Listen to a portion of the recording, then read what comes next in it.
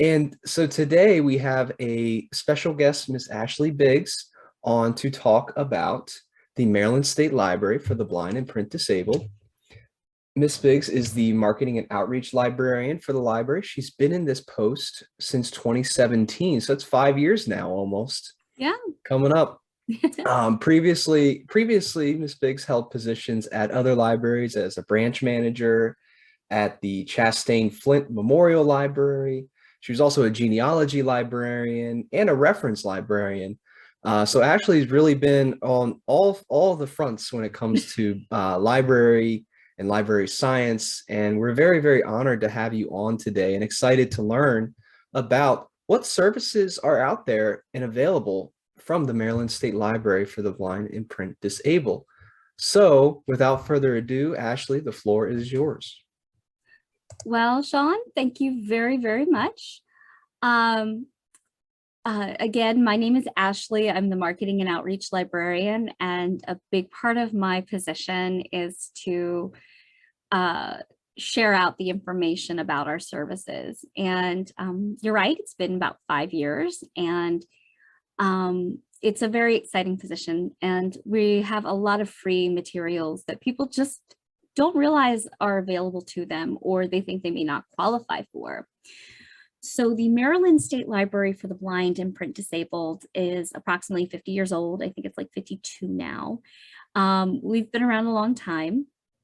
We are a cooperating network library of the National Library Service for the Blind and Print Disabled. And what that means is that by federal law, every state must have a library that serves patrons who need specialized formats.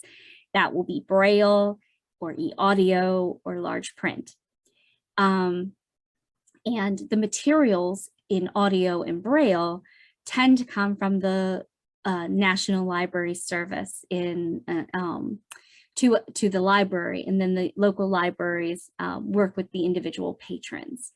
Things like large print or dual Braille, where one side where it's printed on a page that has traditional print, those kind of things are purchased individually by the various libraries.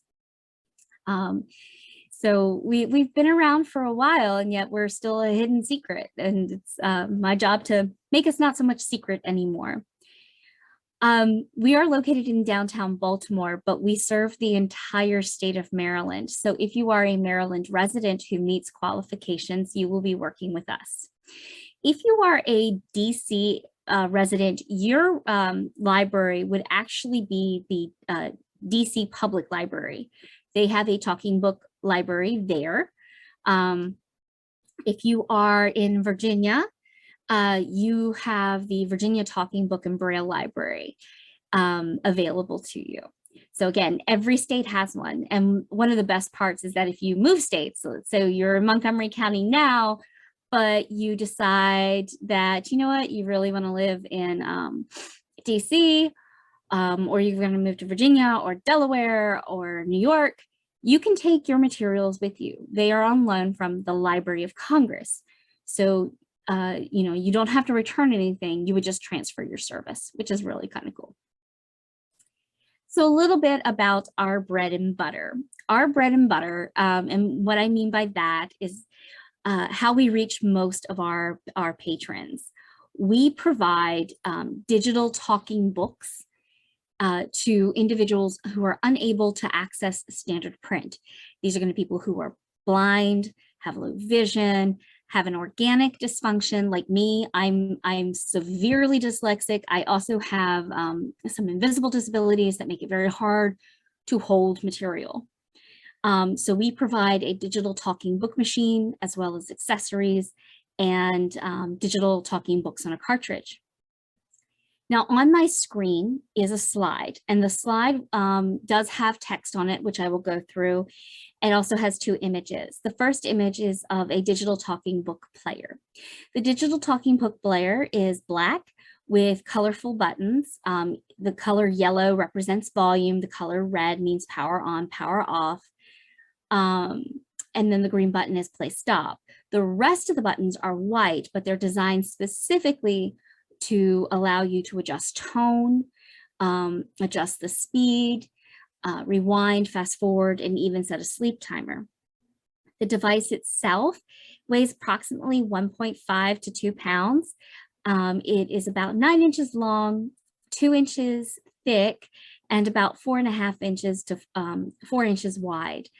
And it does come with a carrying case and a 30-hour battery life. You can charge it then once it, keep charging it, just like your phone, you charge it. The second image is of a digital talking book. This is a little bit of an older image, but the image is of a blue mailing case that's approximately 3 by 5 inches, like a traditional postcard, 3 by 5 inches with snap closures that have a bevel that allows you to move the snaps open and closed. Inside the digital talking book cartridge, what is a mailing box is what's displayed is a digital talking book. The digital talking book is approximately 3 inches long, 1.5 inches wide, and about 1/2 inch thick. It is a glorified USB. So if you're familiar with a computer stick or a thumb drive or a flash drive or whatever you call it, it is basically a flash drive that is encased in a very large piece of plastic. The plastic has a hole in it and it's beveled. The hole allows individuals who are using mobility aids to be able to pick up and move the cartridge around with a mouth pen. If you have rheumatoid arthritis, it'll allow you to lift it that way. But it's also beveled, and that bevel is very important. That allows you to insert the digital talking book directly into the player in one direction. It can't be putting incorrectly and it can't be damaged. Unless you do what someone else recently did and put it in the garbage disposal, that will damage it. Sorry, let me go back. So the text on the slide is going to be talking about the digital talking book and the accessories. First off, the digital talking book machine is easy to use and it has built-in instructions. Every button has an instruction. It is a real human voice telling you what each button does and how to use it. The way that you access this is when there's no book inside the player. It's lightweight and portable, like I said, 1.5 to 2 pounds.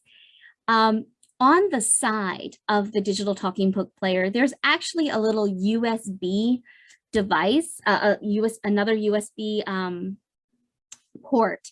And this is if you choose to download books from the internet and put them on a flash drive for use on the player, an audiobook, that's from our services, you can do that. We have accessories like headphones, remotes. We have pillow speakers. We have, other tools like breath switches.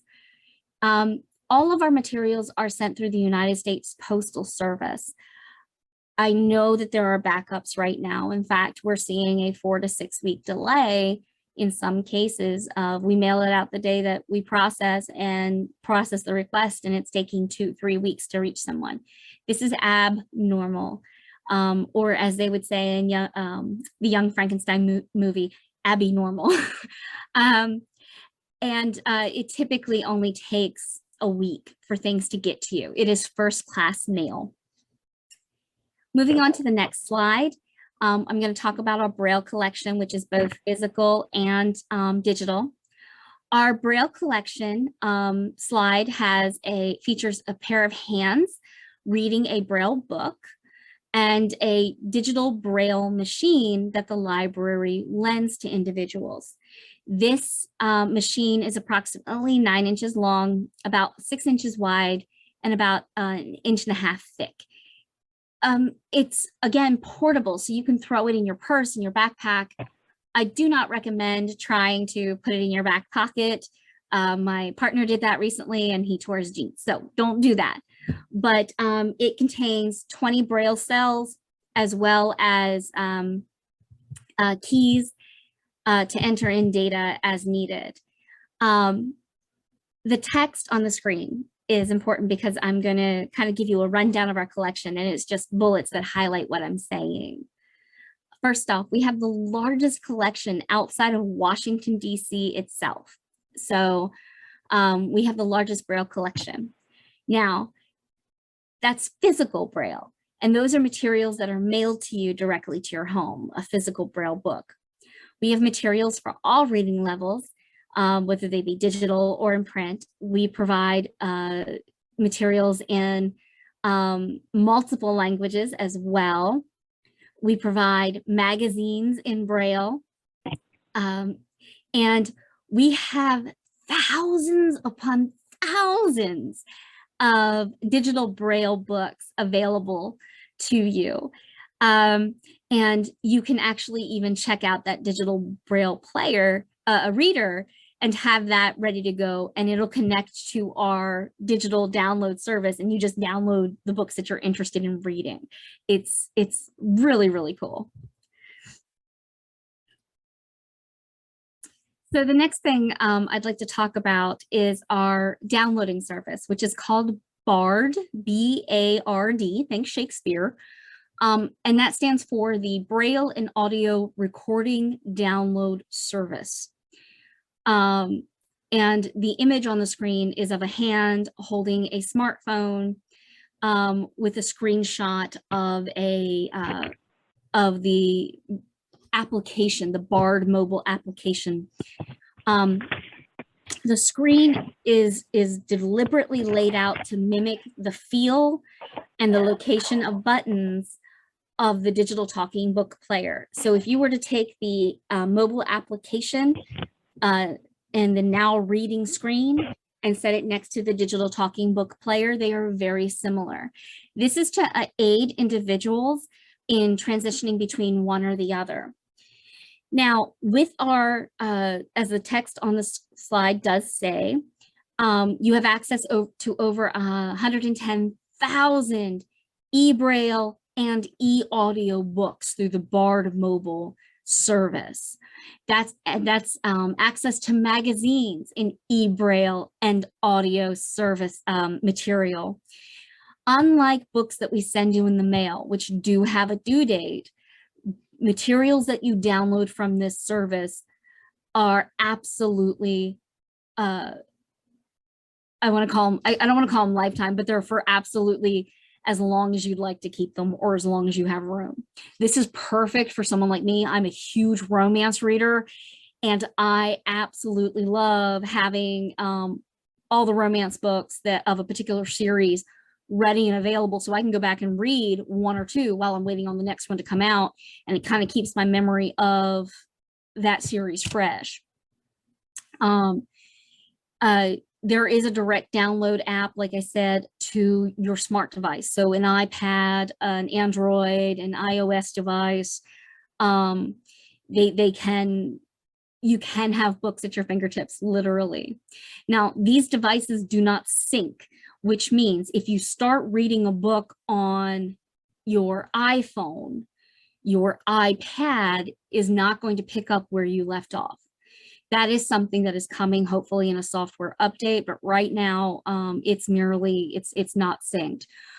I tend to find that only having one device to play your books on, other than the digital talking book player, is the best way to go. So I have all my demonstration books from the library on my iPhone from work. I have a work cell phone.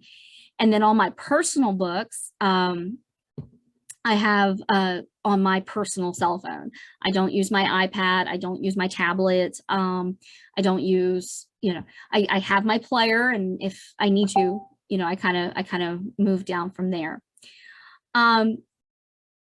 There is a ability, if you use the web version of the BARD service, you can download books. That means you're bypassing the United States Postal Service altogether, and you are downloading the books to a computer stick, a flash drive, and you're going to plug it in that USB slot that's on the side of the player, and it works just like a book on a cartridge.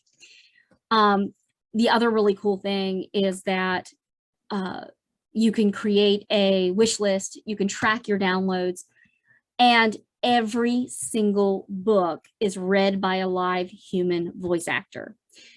These are professionals who are providing the voice of the characters. On our next slide, we have Bookshare. Bookshare is a supplementary service of the library. It is absolutely free. And the image on the screen is of the Bookshare logo. Excuse me, one second.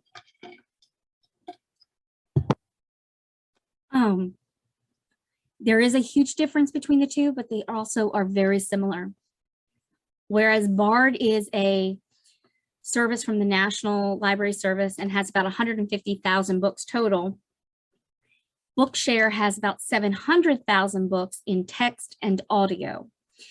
And that's because they use synthetic reading voice and OCR technology to make those books available. So you are going to get that, Siri type voice, but they're able to scan a book and have an audio version ready of it much faster than it takes for me to read a book, have it processed, and put up on BARD to be downloaded. So we use this service in conjunction with what we already have. Just like BARD, there are no due dates at all. You can download directly to your smart device. You can download to a flash drive for use on your player. And you have the ability to create and track recently downloaded materials. So it is a tertiary service. It's something that we provide absolutely free to complement the National Library services. Next slide on the screen is Newsline. I put the logo of Newsline on. It is a stick figure with a white cane surrounded by a circle. The Newsline is another tertiary service that we provide that you can access via mobile application, via website, or via phone.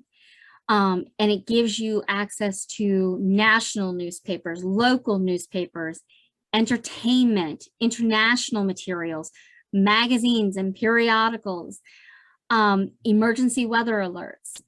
It is not a human voice reading to you. It is a synthetic voice. So again, it's going to be Siri, but it's nice to be able to, so I'm originally from Delaware, and I did my grad work up in New York before I moved to Louisiana, specifically just outside of New Orleans. So I use Newsline to read the Times-Picayune, the St. Tammany Times, and the newspaper for Norfolk County, New York, where I still have some friends. And I can do that, and I can just skip to the articles I'm interested in by using key codes. Again, this is absolutely free, and I highly encourage everybody to take advantage of it when they sign up for services. One of the hidden gems is on this slide here. It's called the Maryland Accessible Textbook Program. Now, the Maryland Accessible Textbook Program is part of the Maryland State Library for the Blind and Print Disabled, and it focuses specifically on 2 to 4 year college students who are enrolled in a Maryland college or university. The image that I put on the screen, of course, is a cap with a diploma.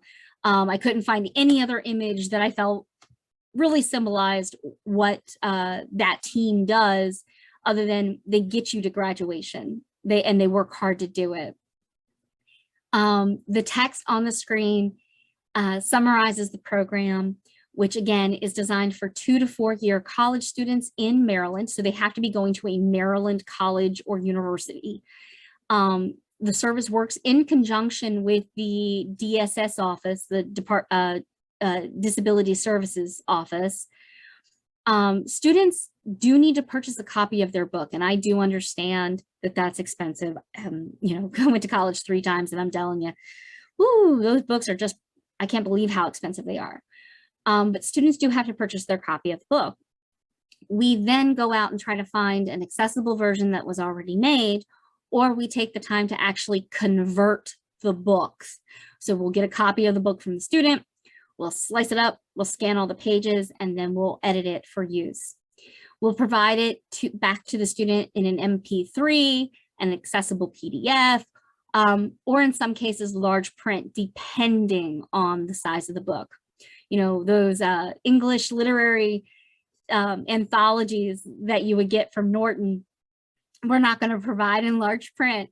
But if it's the 15-page pamphlet that your teacher created, we'll provide that in large print. There's kind of a cutoff there. One of the second hidden gems that I really want everyone to take advantage of is called the Technology User Group. And on my screen for this slide, I have a keyboard enter button painted blue with the word learn on it instead of enter. And the Technology User Group is run by Jerry Price. He is our Assistive Technology Education Coordinator, which is a mouthful. And every month he meets via teleconference with individuals across the state, and they discuss topics about adaptive tech. Now, these could be things that are everyday, like the Uber app or Grubhub, or it could be something that's very, very specific, like OrCam and, you know, what was Google Glass at one point.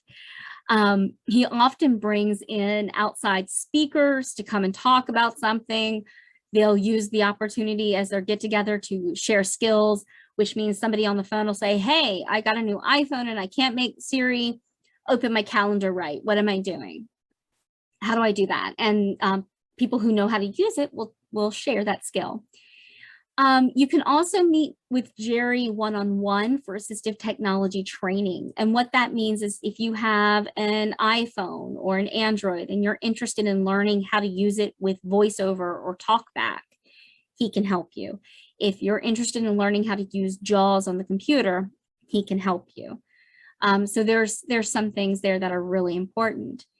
And all of our technology user group materials are recorded and archived on our website so that you can access them at any time. So we've come to, we're near the end, and I'm going to move on through a couple of key things before I get to the frequently asked questions. First and foremost, did you know we have events at our libraries? At our library, and we do. Like, for instance, we have a summer reading challenge I'm currently setting up for adults this year, and every year we do a summer reading challenge for adults. Sometimes we do winter reading or spring reading challenges, but mostly we definitely do a summer.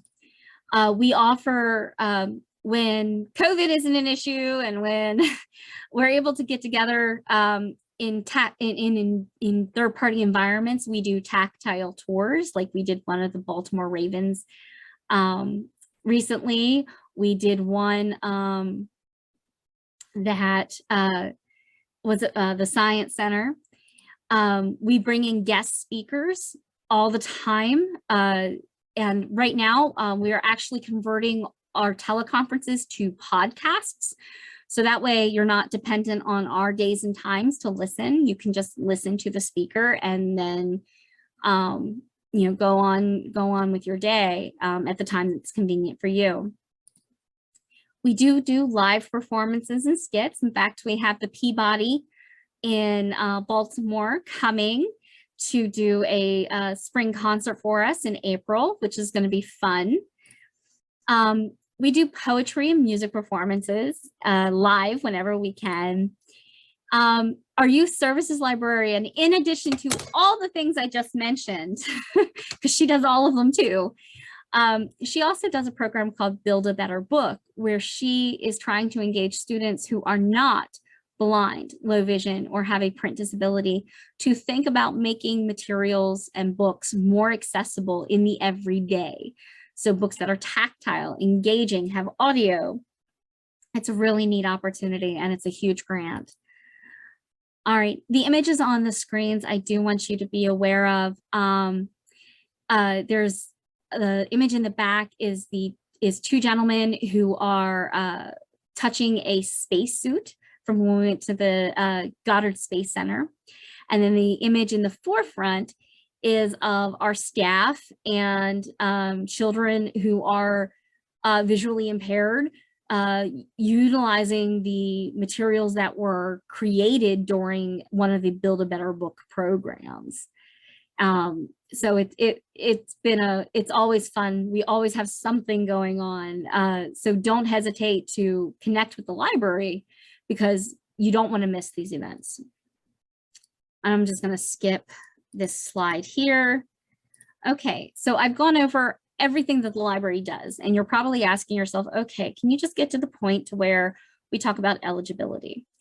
So in order to apply, in order to have services from us, you must apply. It is a federal law. It's a federal program. You must apply. Now, on the screen, I have the eligibility requirements, and I'm just going to read them verbatim. The following persons are eligible for loan service: those whose visual acuity as determined by a competent authority is 20/200 or less in the better eye with correcting lenses, or whose widest diameter of field vision of visual field subtends an angular distance no greater than 20 degrees.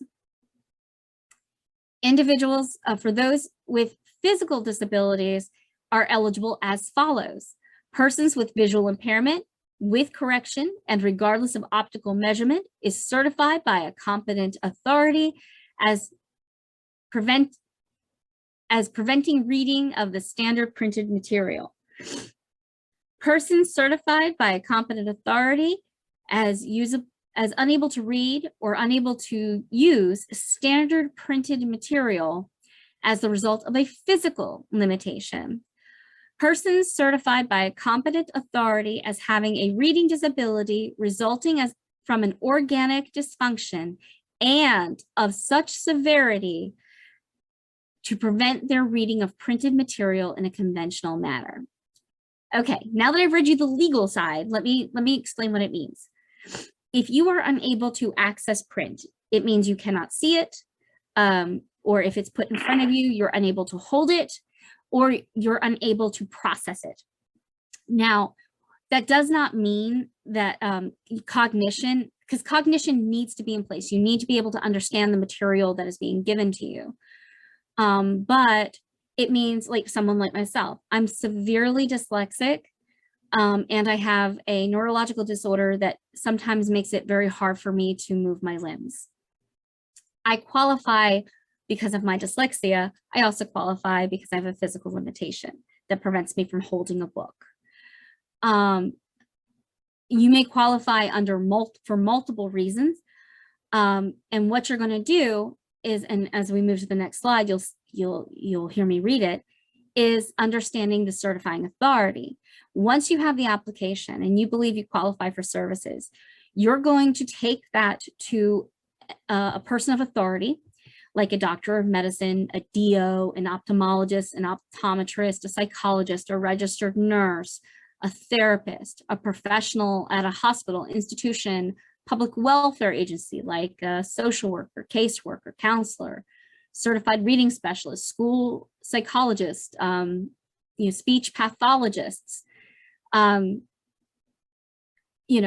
can say, yes, I know this person, yes, they meet the criteria, and yes, I'm certifying that they can. Once we have that application back, we process it within 2 to 3 business days.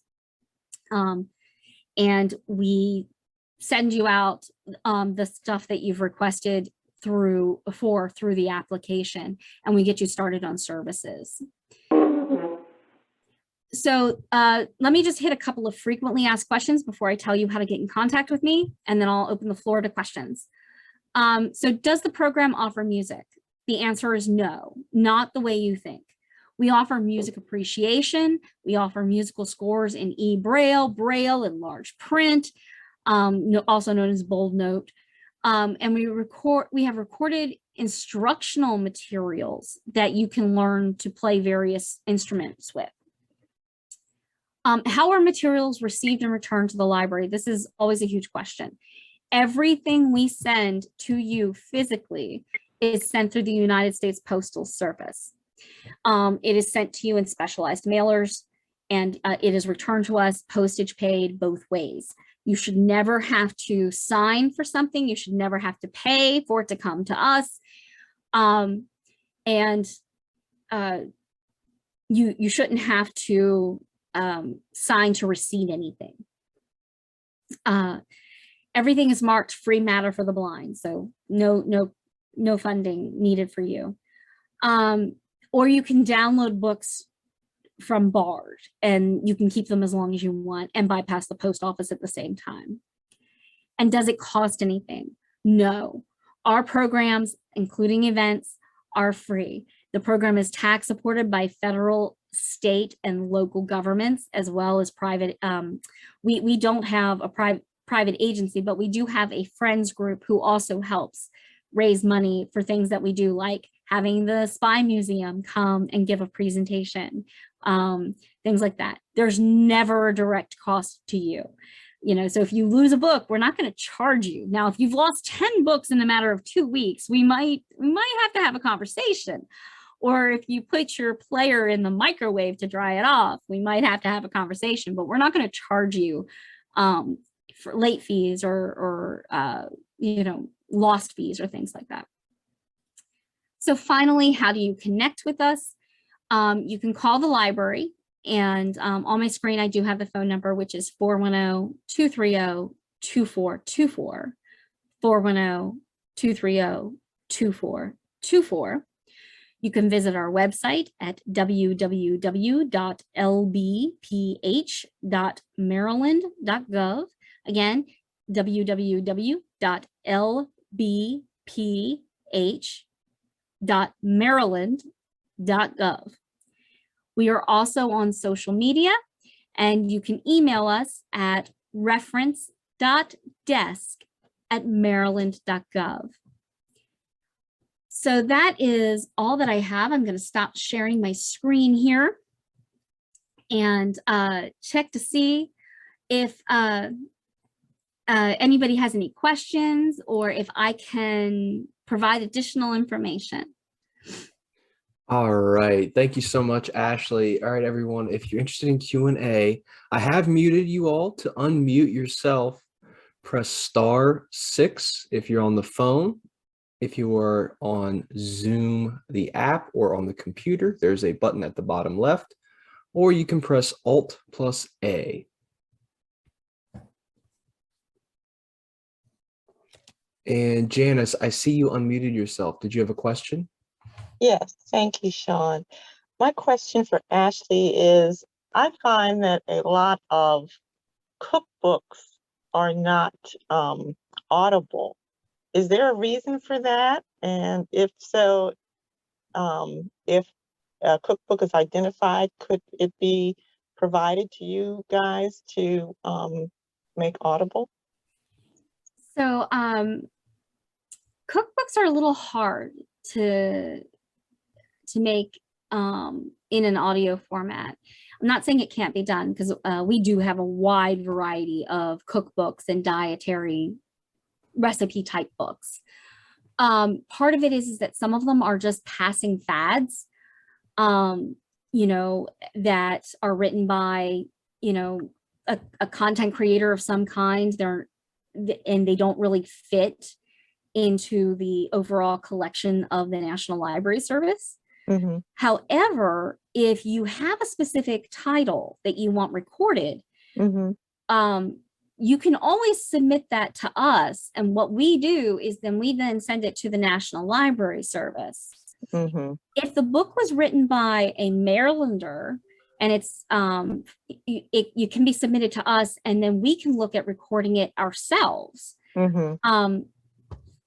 It just kind of depends on how it fits into the collection. Sometimes, like there's this really great book called Peace, Love, Low Carb. I've had it for years. I love it. It is not in an audio format. I sent it to NLS, and they're like, hey, this is a self-published book that has a lot of spelling mistakes and a lot of, grammar issues. So it doesn't fit content wise. I think it kind of just depends on who wrote it, who published it, and whether or not it's quality material. So bottom line, we could send you the title and author for your consideration. Yeah, sure. Great, thank you. All right. Anyone else have questions? You can also throw them in the chat box. Again, if you're on the phone, it's *+6 to unmute yourself. And while we're waiting for that, Ashley, can you tell me a little more about the the summer reading challenge that you're planning on having?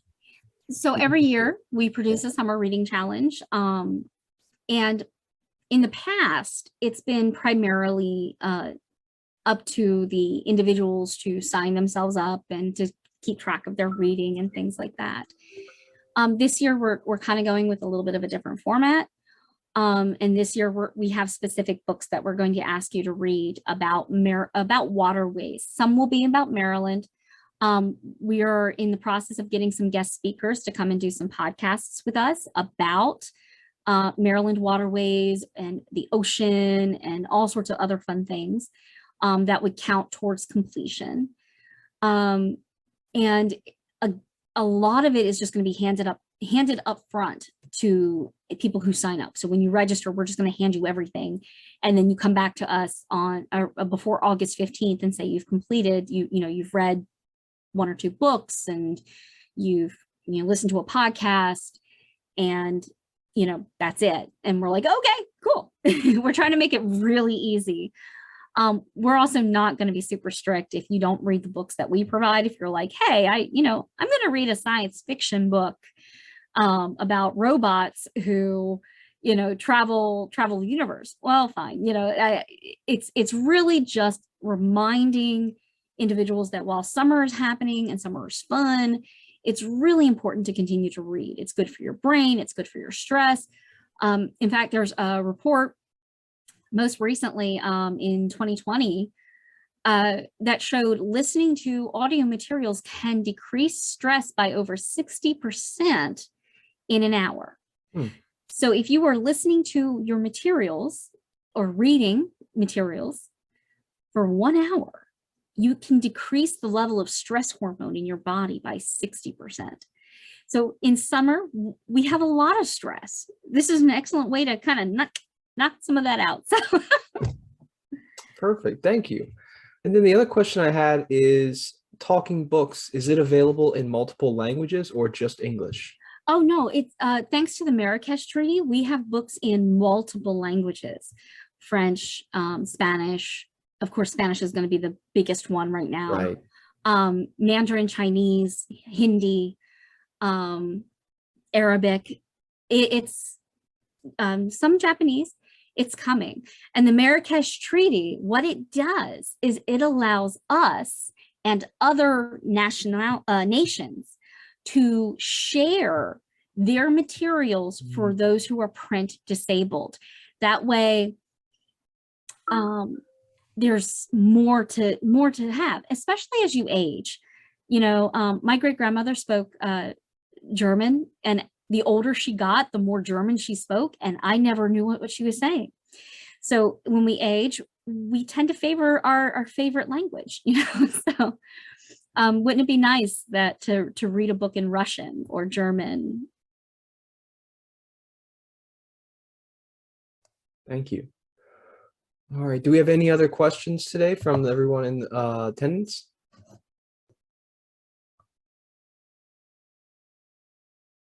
I am not that good of a presenter. Wow, I did good. Yeah, you answered all of our questions, I'm sure. I hope that's the case and not we can't figure out how to unmute on the other end. But if that potentially is the case, I can't, for all of you on the call who maybe are having trouble unmuting, you can send me a call or an email and I can send the question over to Ashley afterwards. Ashley, where can people find you at? What's good contact phone number and email for you? Believe it or not, because I we all work in tandem. Mhm. If you call and you wait on me, I'm in the office 2 days a week. I telework the rest of the time. So I'm going to tell you just to call the main library. Now you can ask for me, but if you're calling in regards to an account, you want to order books, you want to make changes, you have questions about magazines, just ask for the reference desk. Whomever is there, if they don't pick up, just leave a message. Please leave a message. And you'll get a call back within a business day to so that we can work on your account. And we try to take the time really to do one-on-one. So it's not just, yeah, okay, done. We really do try to tweak that. So my recommendation is call the library directly to ask questions if you're calling in regards to your account. Now, if you want to have someone come to another group and talk virtually, that you can definitely leave a message on my machine. Great. And what is the main number? The main number is 410-230-2424. 410-230-2424. And that will take you to, you'll have someone pick up and say Library for the Blind. And you would just say, I have a question about my account, or whatever it is that you want to talk to someone about. And they'll transfer you to the right department. Perfect. Thank you so much.